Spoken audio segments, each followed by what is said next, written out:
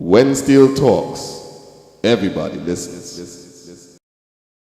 Okay. This is When Steel Talks, and we are very pleased to have the opportunity for the first time to sit down and talk with Iman Pascal. She's a very, very well-known face in the New York steel pan scene, and of course for those who are beyond, the Berklee College of Music. But Iman has been with us for such a long time. She is such a veteran despite her very youthful age, and we just thought it was about time we sat down and shared the essence and the talent of what makes Iman this unique individual in pan. And Iman, welcome to When Steel Talks. Officially, as I said, we all know you, but there's a whole world out there in terms of the global steel pan community with which we'd like to share a whole lot more about you and what you've been up to recently in the past few years. And just welcome to When Steel Talks. Thank you for having me. I appreciate this one-on-one time. Okay.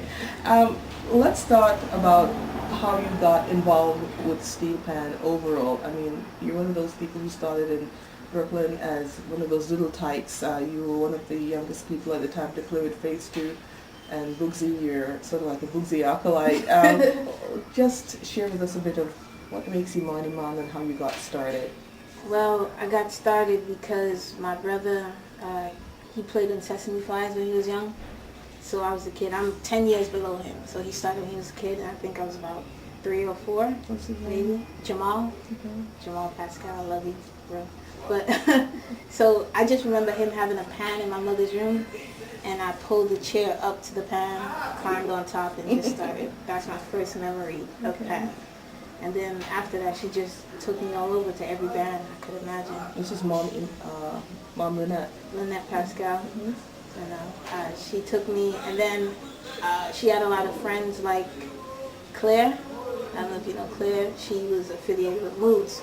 So that was my first actual stop, which I remember. And Bugsy was arranging. I believe the year was 95. That's where I met Freddie Harris. That's where I met Sheldon Elcott. That's where I met Kurt Rogers. That's where I met all the people I'm with now. Mm-hmm. So that was my first stop. And then after that, somehow I just started following Bugsy. So I went to Pan Rebels. And then after Pan Rebels, I met Tony Joseph in Metro. He became like an uncle to me, so I stuck with him. And then I just started branching out and trying everything, seeing what everybody had to offer. You know? Checked out Bradley at Pantonics. He became another mentor to me, and he told me to just explore. He said, have fun. So that's what I started doing, and I've been doing that. That has been the best advice. Yeah. Explore and have fun. You have been also known as a soloist and, of course, an arranger. And before your stint with Raspo in London this year, you were dabbling, and you were actually, let's call it what it was, full-time arranging with some, Kia songs in New York. Let's talk a bit about that. Well, I just used to go around I was a bit shy when it came to arranging and things like that, but I took the opportunities where they came. So I used to do Utopia. I had some chances when I was younger with Crossfire when we first started. It was mainly myself and Sandiata and Jeffrey. Jeff was here, my other cousin. So we were doing the music there. He gave me a few little sections in the Panorama songs. I was really involved with him. Mm-hmm. So that was my first kind of training experience with Panorama. Of course, Utopia, as I said. And then one day, I got the call to go to Mangrove and support my family over there in Andre, and they passed my name along to Raspo, and that's where it really started, and now I'm hooked.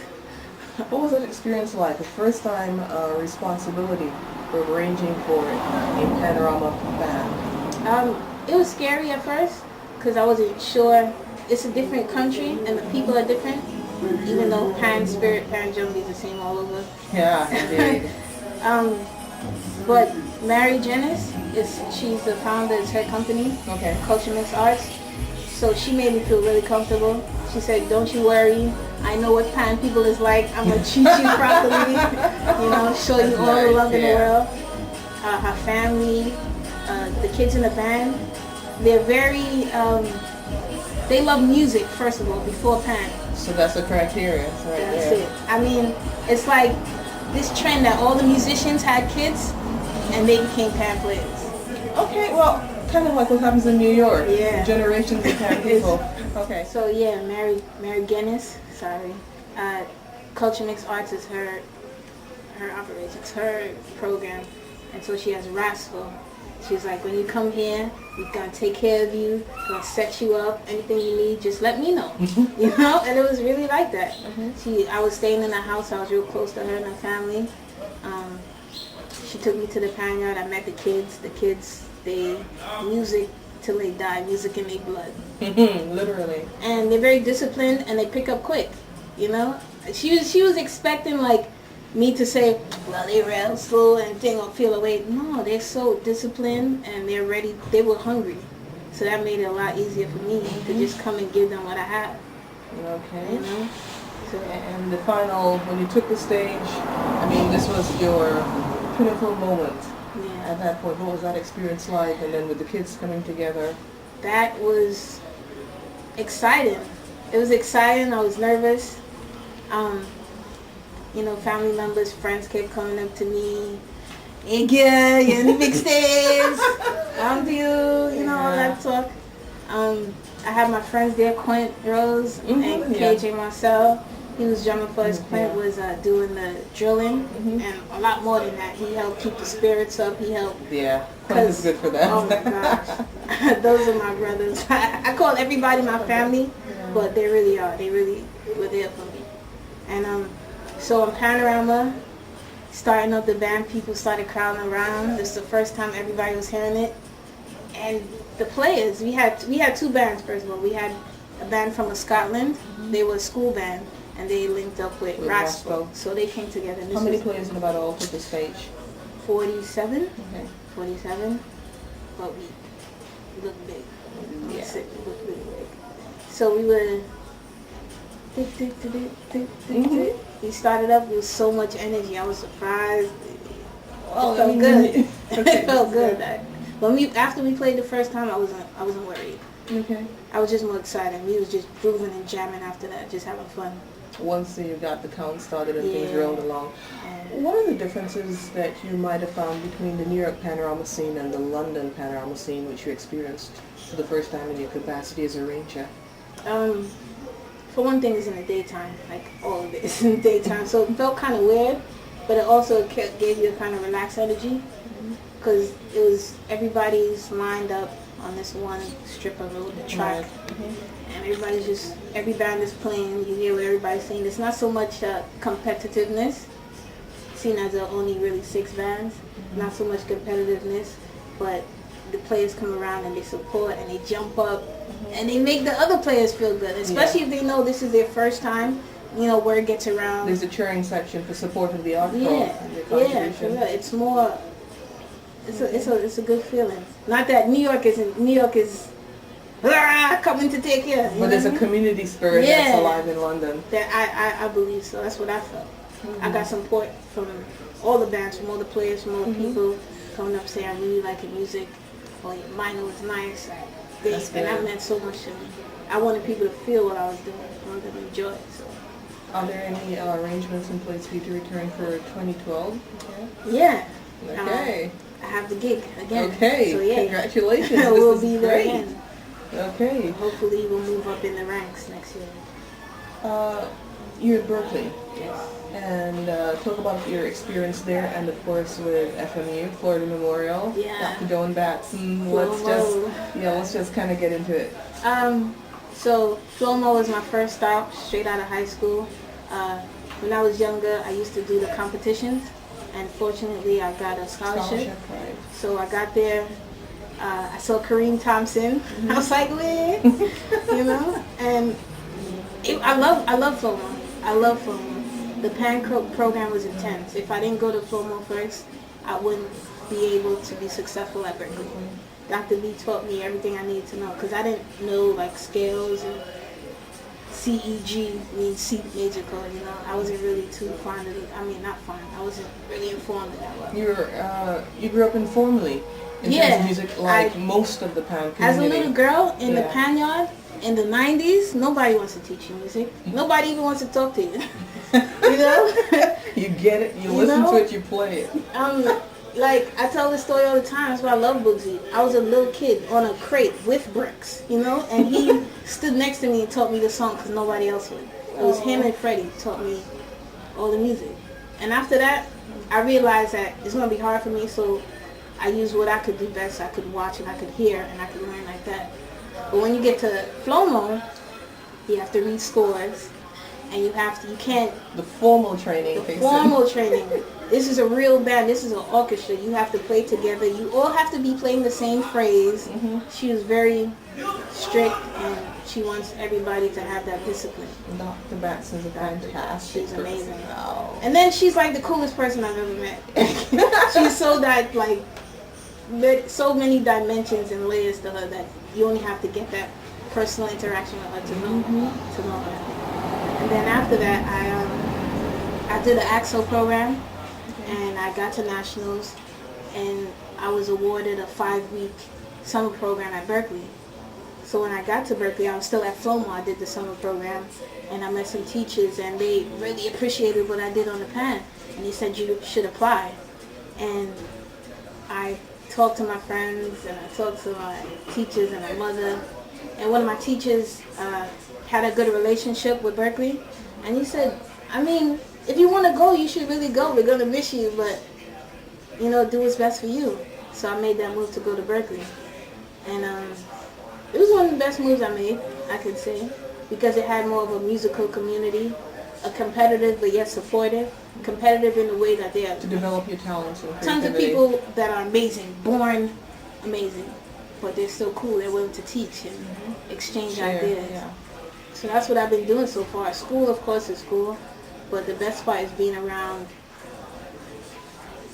some of the best band players in the world to me. Go to Berklee, and we're all friends. We try to make it a family. We try to make that pan community serious and just hold everybody down. So that's what we do. Andre White is my roommate. So KJ and Kareem, like, we just try to stay together. The experience at Berklee in terms of the faculty relating to what has been a burgeoning pan enclave within the traditional music diaspora. What has that been like? Have you sensed anything? Have people approached you? Still, it's a fairly novel experience for many. What is that like at Berklee and the pan community? When I first got there, it had, like, in the past few years, they had, like, the Thwaites brothers, and they had somebody, a fellow named PJ. He was a very good pan player. He is a very good pan player, and he went there. So that was their experience with pan. Very good players, but very big gaps in between. Okay. So some teachers knew, some didn't. Some were very disrespectful, I must say, and some just embraced it. Disrespectful in what way? One, what do you do? You know, like, what do you do? What am I supposed to do with you? I don't understand. Here, teacher. These teachers they're not teachers. They're musicians who are hired to teach classes. Okay. So they're individuals and they speak their line. What am I supposed to do? Disrespectful. I'm curious.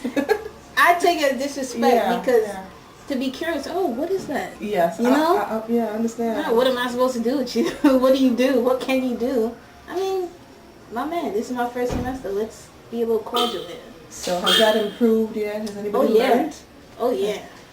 Because I like to take all the hard teachers or all the, like, killing teachers, and they spread the word that, wow, these pan players are killing. That's the word we use. They're killing.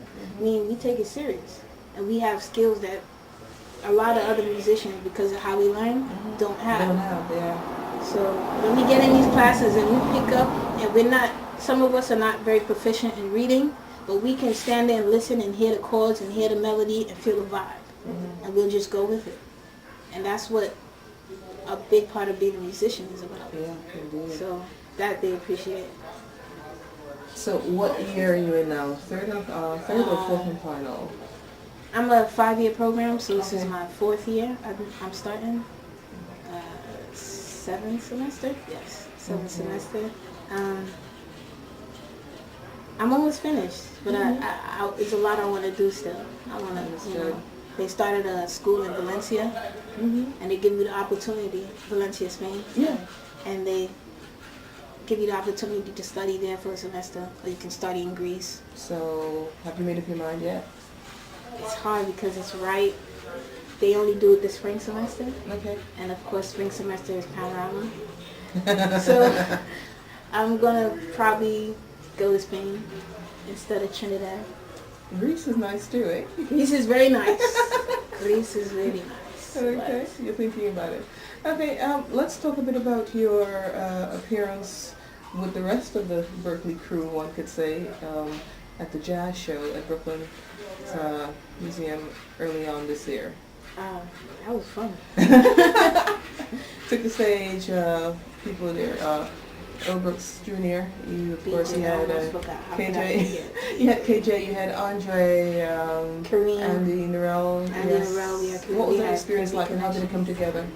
Well, I just got a call, very informal, we're doing a show, do you want to do it? I was like, sure, no problem. And then, since I was already familiar with Caribbean Connection and Cream and everything, we went to LI like every other day, jammed out, did some work.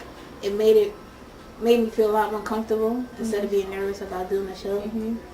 And then we got to the show, and Angie Norell, mad chill, just like everybody else, you know?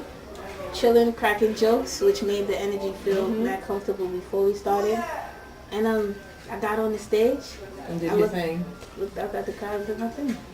Talk about your experience at Lincoln Center with Garvin Blake a few years ago. Garvin, thank you, Garvin, I have to say it again. He's a jazz head, you know? So first of all, I just wanted to be around and see what it was like for a show to Come together. And he gave me the opportunity to play. And we did a song called Caravan. And he had some killer musicians. And he said, don't worry about a thing, I believe in you, I know you can play. So just go out there, he gave me a solo section. He said, go ahead.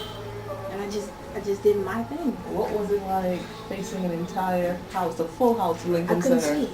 I couldn't see a thing. Okay. That helps. I was just looking at black. Okay, So I was like, you just played. Yeah. I mean, it was, I don't know if I felt away being like backstage and all of that. I was just happy to see like a Turtle Tapping. He was one of my favorite artists, and he was cool. So I was just happy just walking around, listening to people talk about music and getting in a little conversation here and there. Yeah. As a little kid around all these heavyweights, you know, F.T. and Charles. He's doing his thing right now. So I just had fun. I just tried to have fun. What would you like to see changed if you had the power, the influence within the near panorama scene, the arena in general? No disrespect. It's time for the youth to take over. Take a seat, guys. Relax. Retire. Enjoy the good weather. You know, let us do our thing. It's time. There's so much talent. There's so many people like really ready to be serious now. You know, like back in the day when I grew up, and the older kids, they loved Pan, but I don't think they were so into music. Like, not many people wanted to arrange. So they grew up, got jobs, had families. And now this generation Wants to make we want to go to school, learn music, we want to Pan your arrange. life. Yeah. Make music We your want to life. start bands. We want to make a real movement to make something different, to not only make a bigger impact in New York, but make a bigger impact in America and the world eventually. So I just want to see more support to the youth. You know, I want to see more older arrangers saying, "No, it's okay. Try so and so. Let's make those connections between old and new, young Kind of and like old." passing of the baton. Yeah, but don't just pass it and feel away that we're trying to take. No, let's make the connection so we can stand on your shoulders and not just expect us to, you know, fall flat on our faces because we don't know exactly what we're doing and you've been here before. You know, I just want to see that connection, and I want to see that push of the youth. Give us more opportunities. Interesting. 5 years from now, what would you, in a perfect scenario, if there's such a thing, where would you like to be? I'd like to be playing Pan, arranging for Pan, playing drums and saxophone proficiently. Yeah, let's let's rewind a bit and talk about your drum playing, because I forgot about that. It crossed my mind while we were talking, and then I'm like, oh, because you've you've played drums so many times for Utopia. Yeah. So how, were you always involved in drumming, or did that come up after the pan, did while you were growing up? What started your interest in that? You can always find a man behind the drum as well as behind the tenor. I love musical instrument players. So when I was younger and I seen Joel playing for Metro, and he, at that time, he was playing like all that. So I just I love drums. So I just, every time practice stopped, run up on the drums and try to work it out. And I picked it up quick, so I just stuck with it. I'm not as good as I want to be, but I'm gonna take it a lot more seriously. Wow. Yeah. So that's my love affair with drums. In a sense, if I can't play piano anymore, at least I can play drums, I guess. Well, Iman, it's been fantastic to be able to sit down and hear from you in your own words, see your expressions at the same time, and basically really get a sense of where you are, who you are, what makes you. Thank you very much for being with When Steel Talks. Thank you for having me. I appreciate it. It was fun. It's a good day. I love you guys. Thank you. Love you too. It's been fun watching you grow up. It's been spectacular. It's been fun growing up. When Steel talks, everybody listens.